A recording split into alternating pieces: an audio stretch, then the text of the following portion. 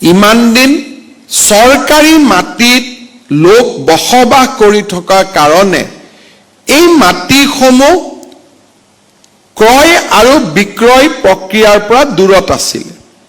বন্দবস্তি নাথাকা কৰাৰ কাৰণে মানুহে মাটিৰ ওপৰত খাজনা দিব পৰা নাছিলে।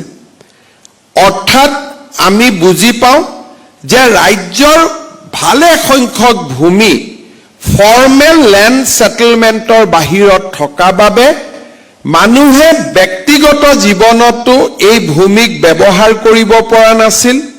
ল'ৰা ছোৱালীক শিক্ষা আদিৰ ক্ষেত্ৰত বেংকৰ পৰা লোন ল'ব পৰা নাছিল আৰু এই গোটেই প্ৰক্ৰিয়াটোৰ মাজত চৰকাৰেও যথেষ্ট ৰাজহ হেৰুৱাবলগীয়া হৈছিল। মিছন বসুন্ধৰা ৩ৰ অন্ত হোৱাৰ শেষ সীমা নাথাকিব। এই মিছন বসুন্ধৰা ৩ৰ হিতাধিকাৰীসকলক আমি জানুৱাৰী মাহৰ পৰাই প্ৰত্যেক মাহত তেওঁলোকক আমি ভূমিৰ সেটেলমেণ্ট অফ অফাৰ দিয়াৰ কাম আমি হাতত ল'ম আৰু যেতিয়ালৈকে শেষখন আবেদন নিষ্পত্তি নোহোৱাকৈ থাকিব তেতিয়ালৈকে মিছন বসুন্ধৰা ৩ আমি চলাই থাকিম।